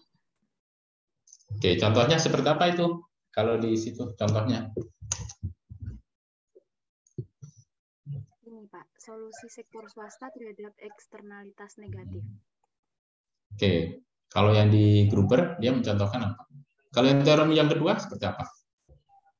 Teorema kedua itu mengatakan kalau kuantitas yang efisien untuk barang yang menghasilkan eksternalitas tidak tergantung dari kelompok mana yang memberikan hak kepemilikan selama ada seseorang yang memberikan hak tersebut.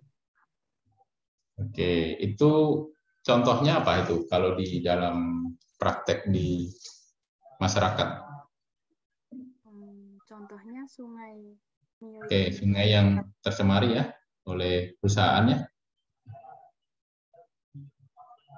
Itu kan ada negosiasi ya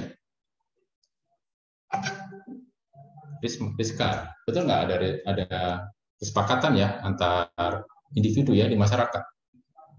Ya, Pak.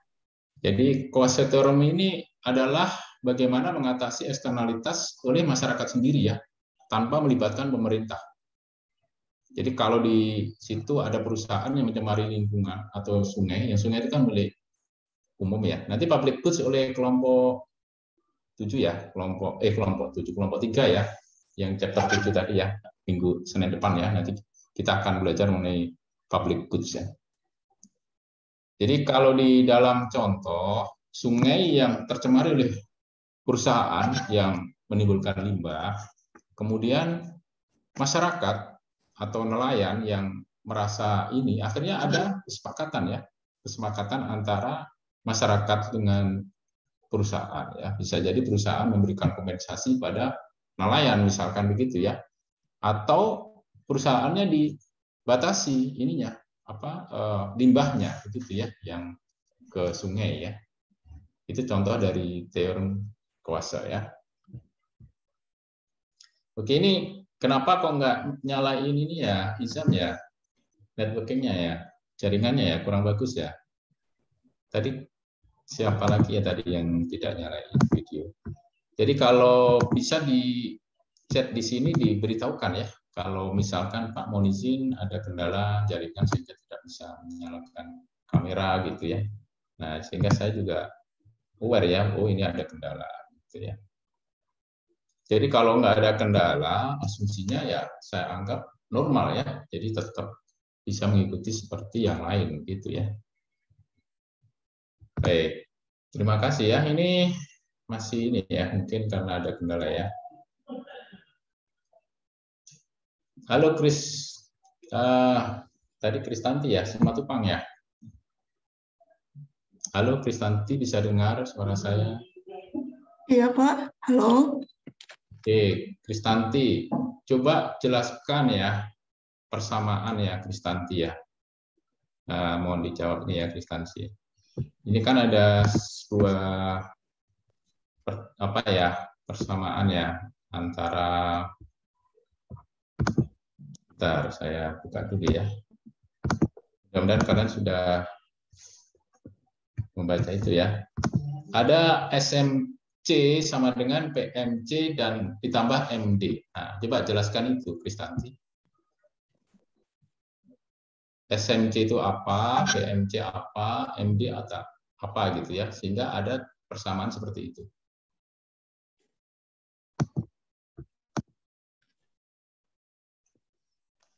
Oh, ini ada dijelaskan tuh, dikasih petunjuk tuh sama temennya di layar tuh. Coba jelaskan. Iya Pak, SMC itu kan eksternalitas negatif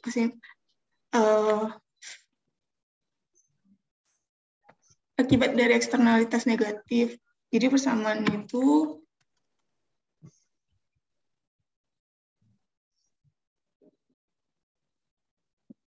keseimbangan pasar yang ada di titik A ditambahkan dengan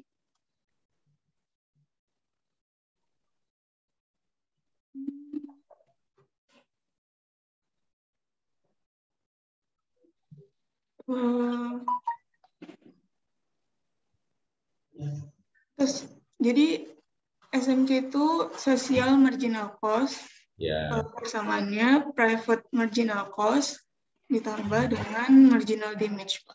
Oke, itu mengapa yang bergeser kok supply ya, bukan demand ya, Kristanti, bisa dijelaskan ke teman-teman gitu.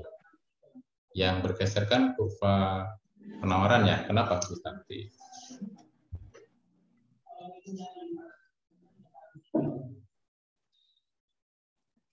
Karena berkaitan dengan eksternalitas produksinya, Pak. Ya, eksternalitas negatif produksi. Betul, karena eksternalitasnya negatif, begitu ya. Nah, sehingga bergeser dia supply-nya ya. Itu menimbulkan yang namanya ekses kepada price ya. Meningkat, begitu ya harganya. Begitu ya, Kristanti ya. Nah, baik. Untuk Kristanti ini tidak dicatat sebagai tambahan ini ya. Jawabannya ada betul ya, Kristanti. Terima kasih ya. Berarti tadi memperhatikannya. Terima kasih, Pak. Ya, makasih kembali. Ini tapi tidak tercatat di tambahan aktivitas ya, saya tadi menguji aja ya, tadi ya, Kristanti ya.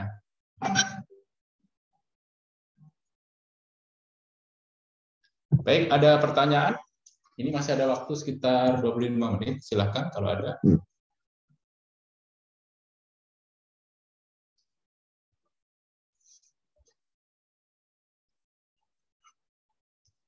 Baik, saya tadi sampaikan di layar ya, di chat ya, terkait dengan additional ya. Sebenarnya ini yang lama ya, chapter yang lama itu ya. Tapi ini masih relevan, jadi supaya kalian paham mengenai eksternalitas ya. Saya izin share ya untuk yang tadi saya sampaikan. Tapi ini bukan dalam bentuk PowerPoint ya, karena ini adalah dalam bentuk PDF ya. Saya nggak bisa membuat PowerPoint-nya. Nanti di sela-sela ini boleh kalian bertanya ya. Jadi ini kan penting sekali. Eksternalitas pasti keluar ujiannya nanti ya. Baik eksternalitas yang positif, yang negatif, yang produktif, yang konsumtif gitu ya. Nah, nanti ada hubungan dengan public goods ya.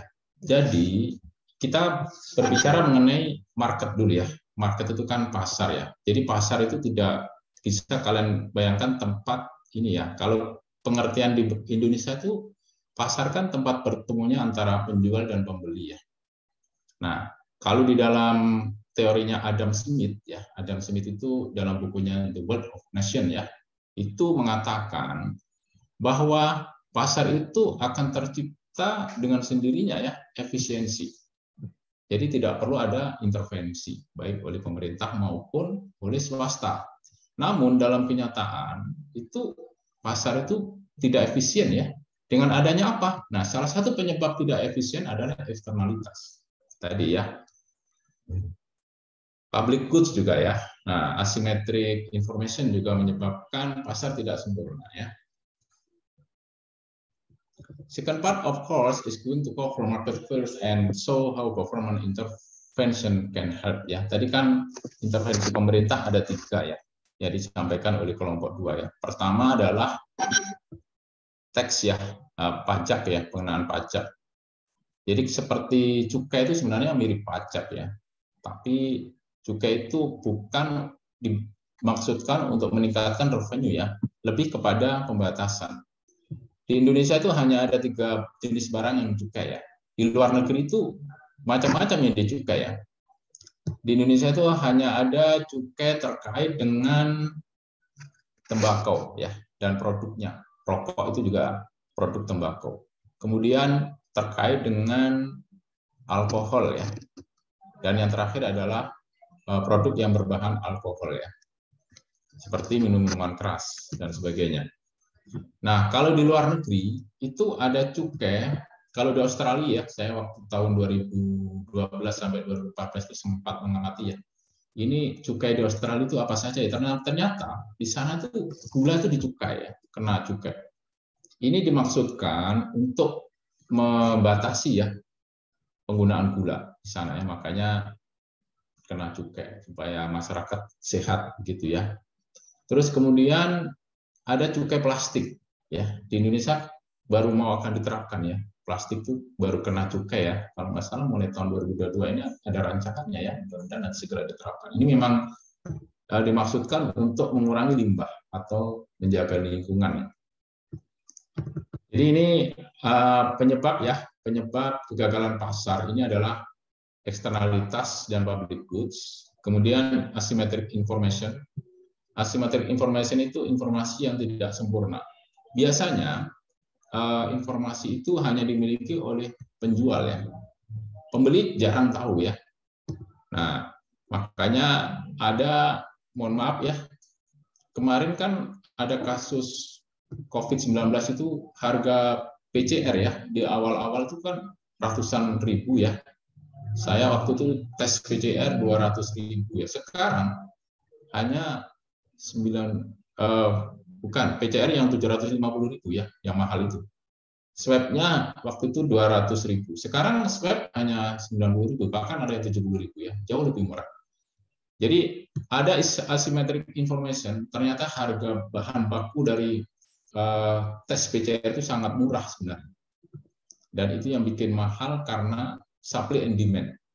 Karena waktu itu permintaannya tinggi, sehingga harganya mahal, gitu ya. Termasuk ini menjelang Lebaran ya, kalau harga tiket biasanya kalau untuk pesawat ya itu cenderung lebih mahal ya dibandingkan dengan yang di luar Lebaran.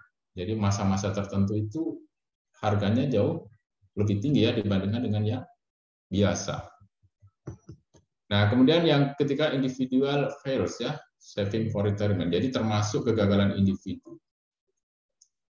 Maka di dalam penentuan harga yang tadinya berdasarkan atas supply dan demand itu menjadi tidak efisien ya dengan adanya hal-hal yang tadi. Nah, salah satu yang menyebabkan ketidakefisienan adalah externalities. Ini ya. Jadi salah satu kegagalan pasar adalah externalitas ya. Externalitas arise whenever the action of one economic agent directly affect another economic agent outside the market mechanism. Jadi contohnya a steel plant that pollutes a river ya, yang digunakan untuk rekreasi. Jadi ada pabrik baja ya yang membuat polusi di sungai ya, itu yang digunakan untuk rekreasi menyebabkan yang lain terganggu ya. Jadi eksternalitas adalah satu yang case yang penting di dalam kegagalan pasar. Teori eksternalitas, economic of negative production externalitas. Jadi kalau di sini contoh dari negative production externalitas itu adalah perusahaan yang memproduksi ya limbah, itu dikatakan sebagai negative production externalities. When a firm production reduces the well-being of others who are not compensated by the firm. Jadi di beberapa wilayah ya di Indonesia itu yang ada polusinya ya, yang menyebabkan lingkungan menjadi rusak ya. Saya mau nanya yang di Mandalika, Mataram siapa ya ini ya tadi ya? Mataram? Pak. Nah, saya waktu di Lombok itu kan pernah ke Sumbawa ya, di Newmont ya. Kamu tahu nggak perusahaan Newmont ya? Yang Perusahaan tambang ya? Betul, perusahaan tambang di sana. Nah, itu adakah manfaat bagi masyarakat di situ atau damage bagi masyarakat? Ada nggak di sana? Pernah nggak ke Sumbawa kamu? Nggak pernah, Pak. Nah, nggak pernah ya. Kan dekat itu Lombok dengan Sumbawa. Oke, nggak apa-apa. Saya kasih contoh ini ya. Jadi kalau saya di suatu daerah itu mengamati ya. Ini waktu saya di Sumbawa, betul di Sumbawa ya, saya amati. Penduduk sekitar ini ya, tambang itu, mohon maaf ya, sebagian terkena penyakit ya, yang kadang-kadang saya heran ini penyakit apa ya, ternyata itu bisa menimbulkan kerusakan ini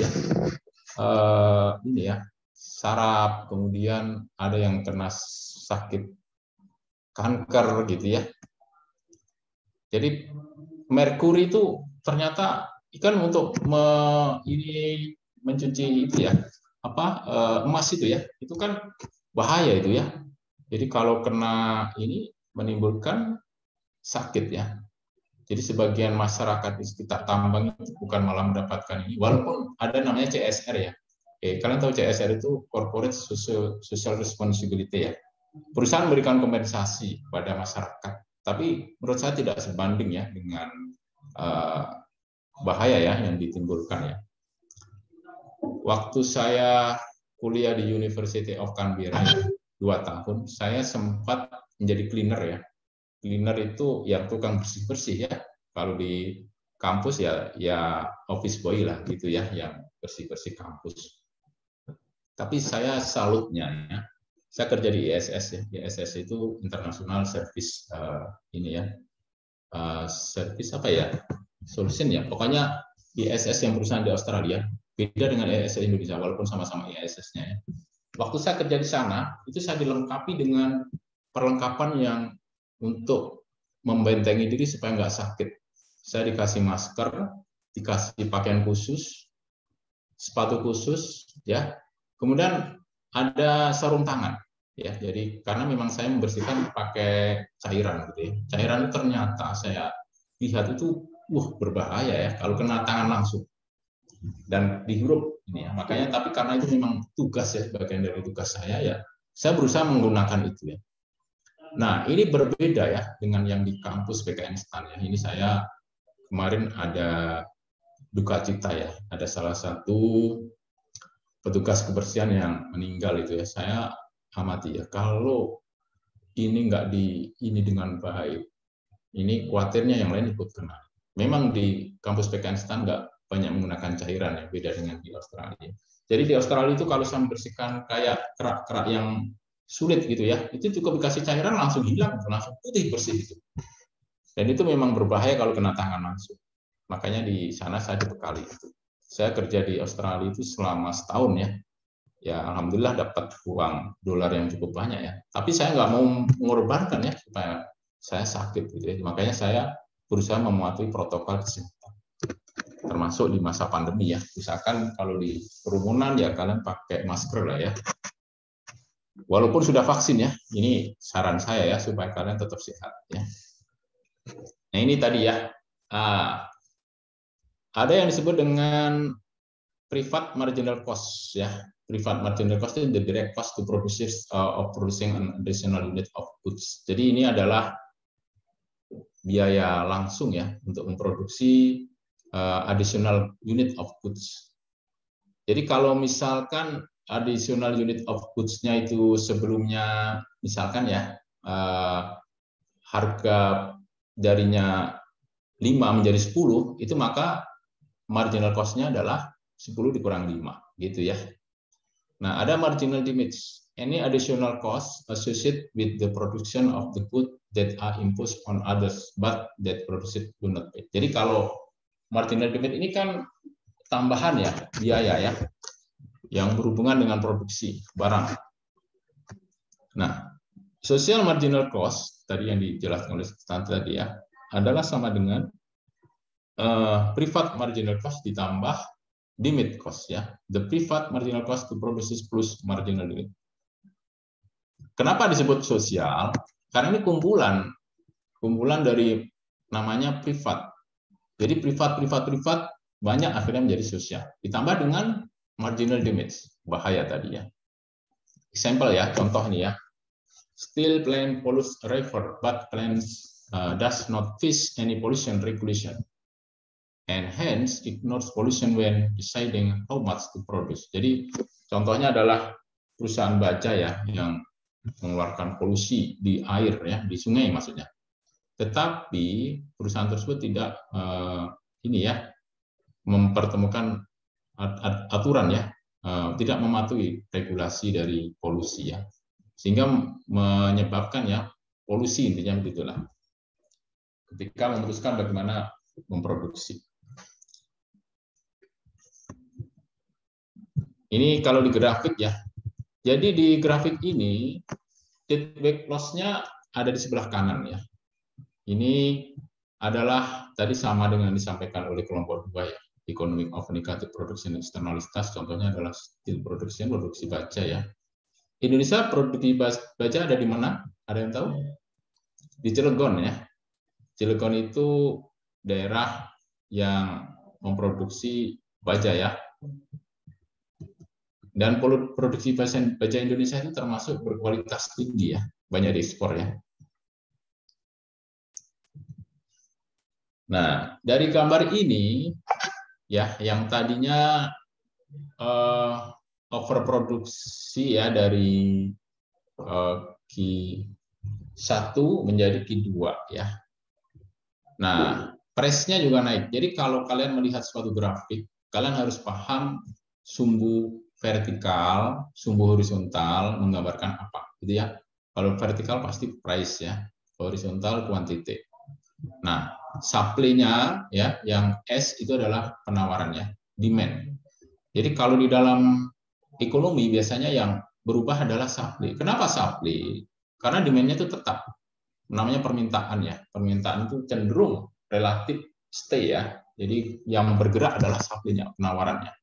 Penawaran ini berpengaruh pada produksi, sehingga berpengaruh pada harganya naik ya kalau ada eksternalitas negatif atau adanya pajak ya. Jadi negative consumption externality when an individual's consumption reduces the well-being of others who are not compensated by the individual. Privat marginal cost, the direct benefit to consumers of consuming an additional unit of good by the consumer. Social marginal benefit, the privat marginal benefit to consumers minus any cost associated with the consumption of the good that are imposed on others.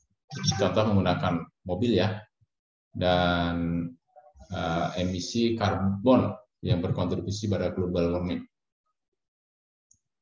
Makanya saya cenderung ya kalau bisa ya nggak menggunakan mobil ya kalau tidak betul-betul penting ya. Cuman kalau kondisional tertentu ya menggunakan mobil.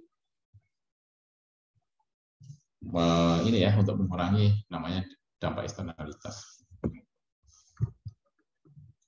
Ini aplikasi ya, ini eksternalitas di SUV, producers, three types of negative externalities. Jadi ada environmental externalities dari eksternalitas lingkungan ya. Wear and tear on roads. Nah, ini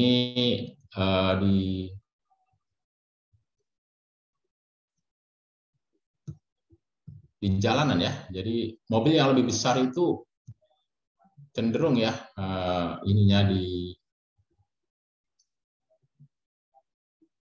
roads-nya itu lebih banyak ya safety eksternalitas. Artinya gini, kalau mobil yang lebih gede dia akan menghasilkan yang lebih besar juga ya. Safety eksternalitas ini kalau eksternalitas yang aman ya. The odds of having a fatal accident quadruple ya if the accident is with a typical SUV and not with a car of the same size. Ini SUV ini kan singkatan apa sih SUV itu? Ada yang tahu? Sport Utility Vehicle ya Pak? Ya, apa artinya? Vehicle kan? Jadi kendaraan.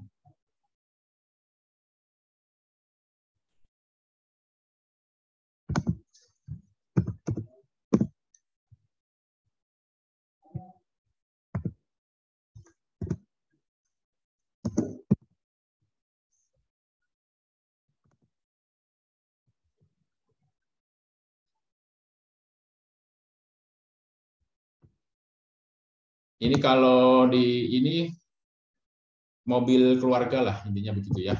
Jadi sport utility vehicle, oh mobil olahraga ya, yang tipe sport sesuai dengan namanya ya, jenis mobil sport. Baik bodi mobil, kekuatan, kapasitas mesin sesuai dengan kebutuhan sebagai mobil sport. Makanya kalau SUV itu cenderung lebih kencang ya dibandingkan dengan yang mobil yang MPV ya, yang not SUV ya. Kalau MPV cenderung lebih tidak sekencang SUV ya. Makanya ada Pajero MPV dan Pajero SUV ya. Kemarin waktu Vanessa Angel, Pajero-nya apa? Kalau nggak salah SUV ya, yang sport ya. Makanya di situ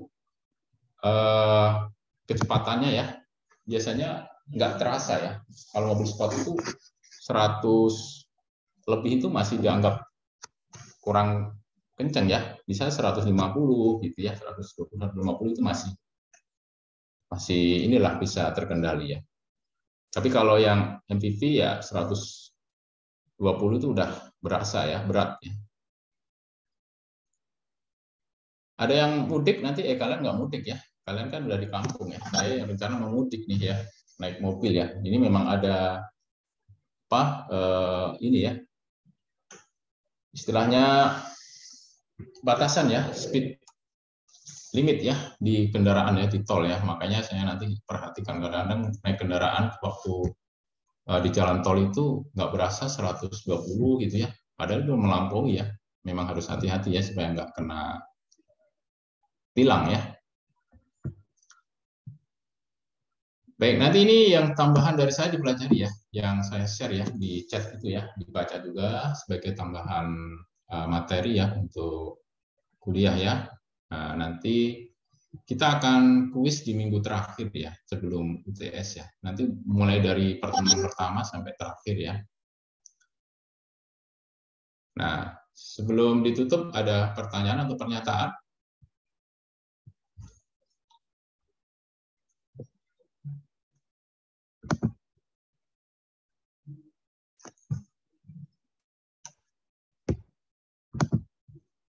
Baik,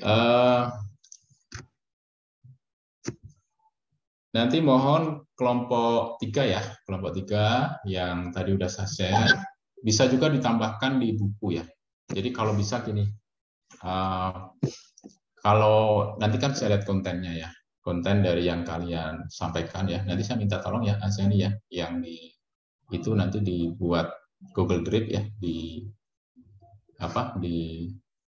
disampaikan ke saya ya, yang tadi presentasi tadi ya, Azani ya, yang dalam bentuk PowerPoint. Nanti saya lihat kontennya. Kalau bisa kalian tambahkan yang ada di bukunya Gruber ya, yang kemarin saya share itu ya. Jadi kan itu lebih lengkap ya, komprehensif. Dan juga kalian boleh menambahkan dari materi yang lain. Terus kalau kalian menambahkan materi yang lain, kalian tambahkan di referensi ya.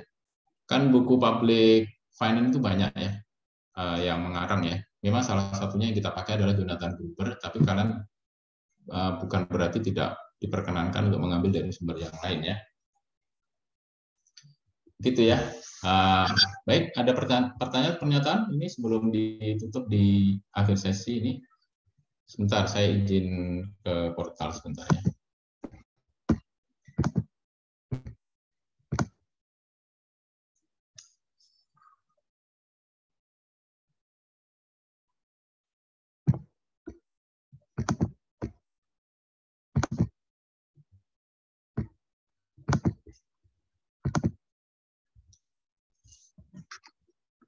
Baik, saya ucapkan selamat menunaikan ibadah puasa ya bagi kalian berpuasa, dan bagi yang sudah selesai PKL ya.